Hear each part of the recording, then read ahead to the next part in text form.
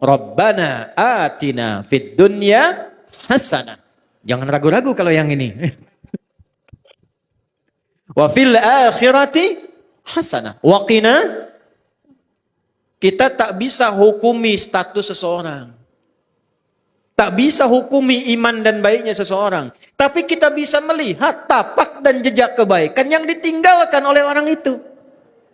Kan kalau ingin lihat orang husnul khatimah, baik atau tidaknya, karena itu husnul khatimah, bukan husnul bidayah.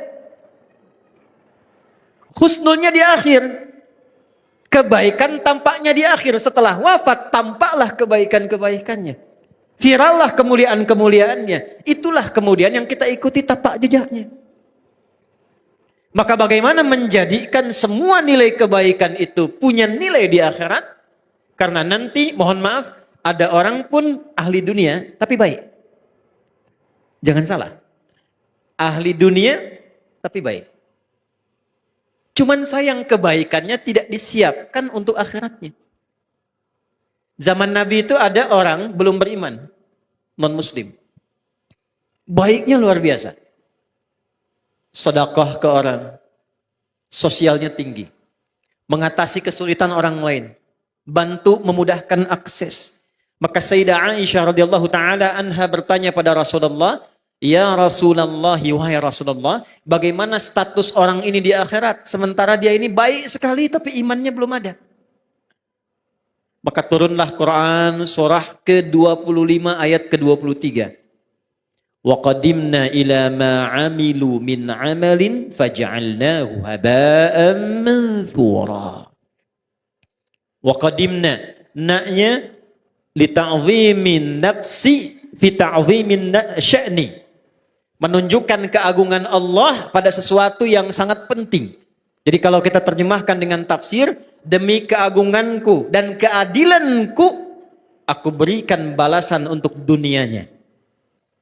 Tapi di akhirat dia tidak bernilai. Jadi kalau ada orang berbuat baik untuk dunia, tapi dia tidak siapkan untuk akhiratnya, keadilan Allah menjawab dan membalas kebaikan dia itu di dunia. Tak adil kalau Allah balas di akhirat. Sebab dia berbuat baik dengan hukum dunia, maka Allah balas pula dengan hukum dunia. Tuh. Baiknya karena dunia, maka diangkat orang itu. Disebut-sebut orang itu. Disanjung orang itu. Ada pula yang mendoakan. Tapi kalau tidak ada kunci akhiratnya, di akhirat kebaikan itu hanya akan menjadi debu yang berterbangan. Detil Al-Quran. Debunya terbang. Kalau terbang kan tak bisa ditimbang. Kalau debunya hinggap, masih ada berat. Tapi kalau debunya terbang, bagaimana menimbangnya? Maka kunci pertama, bagaimana kita menyiapkan bekal ke akhirat tanpa meninggalkan dunia. Yang pertama, rubahlah rutinitas dunia kita menjadi ibadah. Satu. Maka berubahlah perbuatan kita dari sekedar rutinitas amal, punya sifat ibadah namanya soleh.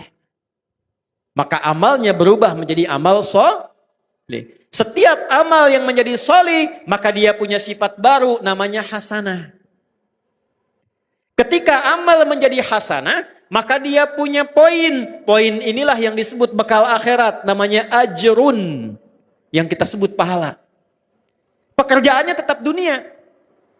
Tapi pekerjaan dunia ini karena diniatkan menjadi ibadah, amalnya menjadi saleh, perbuatan baiknya diridhai Allah menjadi hasanah, maka setiap hasanah punya nilai akhirat. Dari mana dalilnya? Quran surah ke-6 ayat 160. Man jaa'a bil hasanati falahu asyru amthaliha. Setiap perbuatan yang baik yang kita kerjakan dengan niat akhirat menjadi hasanah. Akan dikonfirmasi hasanah ini di akhirat dalam bentuk pahala sebagai bekal pulang.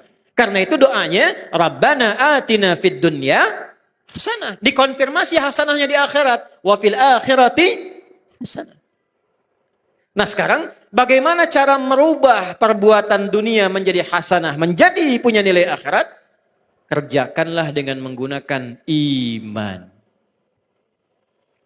Saya ulangi, pakai iman. Itulah yang menjadikan hampir kata-kata amal soleh dalam Al-Quran didahului oleh kalimat iman.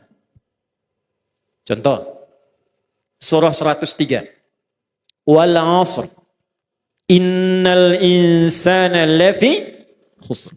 Illa alladzina amanu wa amilus shalihat. Jadi kalau ada iman, sudah pasti perbuatan kita itu dibimbing iman jadi amal soleh. Bukan sekedar amal. Kalau amal saja belum tentu soleh, jadi dunia. Ini gelas untuk minum. Diisi air, kemudian kita minum. Minumnya pakai iman. Maka minum itu amal, meminum menggunakan iman berubah amal menjadi soleh. Minumnya fungsi menghilangkan haus. Imannya menjadikan aktivitas minum punya nilai ibadah. Dituliskan 10 pahalanya. Jelas? Yuk kita detilkan ya. Kita detilkan. Pelan-pelan. Rubah kegiatan dengan menggunakan iman. Bapak Ibu kalau ingin mau cek, semua fungsi tubuh kita ketika disebutkan dalam Al-Quran, itu umumnya disebutkan imannya dulu, baru fungsi tubuhnya. Jadi kita ini melihat saja sekarang, itu pakai iman Bu. Kalau ingin dapat pahala akhirat. Jadi urusan melihat saja ini ada pahalanya. Urusan bicara pun ini ada pahalanya. Kapan melihat berpahala? Kapan berbicara melahirkan pahala untuk bekal akhirat? Ketika melihat, berbicara, mendengar menggunakan iman. Saya tanya ibu sebentar. Bu, apa fungsinya mata? Tuh, salah kan? Mata bukan sekedar melihat. Kalau melihat saja, itu fungsi dunia, tidak beda dengan hewan. Kambing melihat. Kambing melihat tidak? Melihat. Ayam melihat. Elang melihat. Mata elang lebih tajam dibanding mata kita. Elang di udara, anak ayam kelihatan. Ibu naik Garuda, anak sendiri tak tampak. Hah? Tapi mata kita dihisab, mata elang tidak. Karena itu, karena hisab adanya di akhirat, maka hukum akhirat kita pakai, melihatlah pakai iman. Dari mana rumus melihat pakai iman? Laki-laki Quran surah ke-24 ayat 30, perempuan ayat 31-nya. Imannya disebutkan, baru fungsi matanya. Qul lil mu'minina yaghuddu min absarihim. Qul katakan Muhammad, viralkan. Bahasa sekarang viralkan tuh, viralkan. Ya, karena orang sekarang senang yang viral. Ya. Kalau Nabi sudah sampaikan, sudah kita like and subscribe saja. Tidak usah banyak komen, tinggal viralkan. Qul lil mu'minina, Muhammad katakan, viralkan pada pria-pria yang masih merasa punya iman. Awas loh. Bentuknya, awas hati-hati. Isim fa'il dalam bentuk maf'ul, kata benda, bukan kata kerja. Allah tidak mengatakan qul lil ladzina amanu. Allah tegaskan qul lil mu'minin. Ketika ada objek, ya, kita yang diminta ini, objek itu kita. Ya, yang diminta oleh Allah, menggunakan kata benda, isim, itu hukumnya lebih kuat dibandingkan kata kerja. Karena benda tidak berubah. Pekerjaan masih bisa berubah. Ya, contoh, ini gelas sampai kiamat kurang 2 hari tetap akan jadi gelas. Tidak akan pernah jadi ayam. Karena benda. Tapi semua terkait pekerjaan, ya, maaf, termasuk masuk kepada sifat, karena dia unsur pekerjaan pasti berubah. Sayang, itu sifat yang masuk pada kata kerja. Orang tua sayang pada anak, diberikanlah pelukan, diberikanlah senyuman, pekerjaannya itu. Ya, tapi sayang itu tidak selamanya akan sama. Coba ibu saya tanya, suami ibu dari awal nikah sampai sekarang sayangnya sama enggak? Ah, kencang tuh, tidak.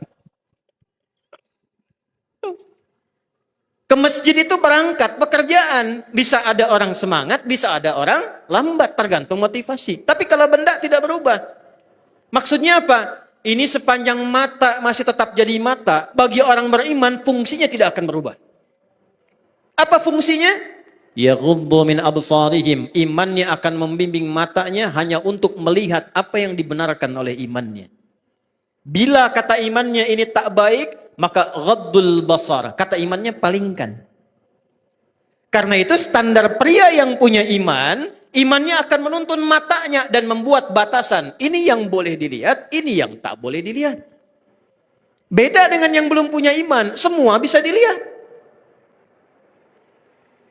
Lisan, dari mata turun ke, oh jangan langsung ke hati aja mbak. Dari mata turun ke lisan, ke mulut nih.